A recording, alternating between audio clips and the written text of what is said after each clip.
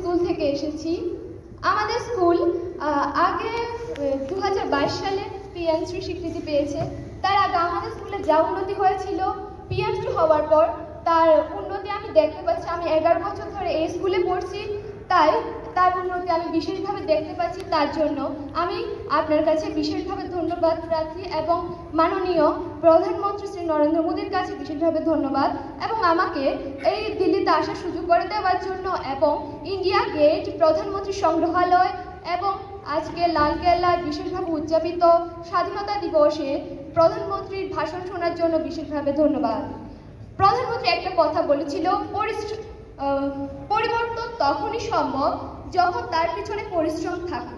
আমি দেখতে পাচ্ছি আপনাদের পরিশ্রম এবং যুব সমাজের পরিশ্রমের দ্বারা ভারত যে বিকশিত হওয়ার উদ্যোগ নিয়েছে 2047 মধ্যে, তার আগেই এটা সম্ভব হবে এবং ভারত একদিন ইউনাইটেড স্টেটের মতো দেশের স্বীকৃতি পাবে শুধুমাত্র যুব সমাজ এবং আপনাদের সহায়তায়। এবং আমাদের ভারতের মতো পুরুষতান্ত্রিক সমাজে আগে যেভাবে নারীদের উপর অত্যাচার হতো, তাদের শিক্ষা এবং অন্যান্য বিষয়ের উপর নিষেধাজ্ঞা জারি ছিল, আজকের দিনে আপনাদের জন্য শুধুমাত্র আমরা শিক্ষা এবং অন্যান্য বিষয়ে বিশেষভাবে পড়াশোনা করার সুযোগ পাচ্ছি।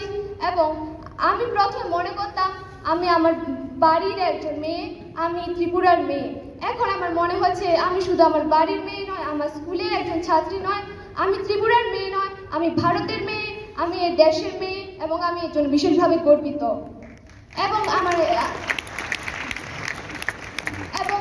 আমিও এটা বুঝতে পারছি যে আমাকে ছোট চাকরি করলে চলবে না, আমাকে দেশের জন্য এবং সর্বোপরি জনসাধারণের জন্য নিজেকে উৎসর্গ করতে হবে এবং সর্বোপরি সবার জন্য কিছু না কিছু করতে হবে। কোনো একজন মনীষী বলে দিয়েছিল, তুমি যখন জন্মগ্রহণ করেছো পৃথিবীতে একটা দাগ কেটে যাও, না হলে জন্ম বৃথা হবে। তো মানুষ হিসেবে জন্মগ্রহণ করে দেশের জন্য আমি কিছু করতে চাই।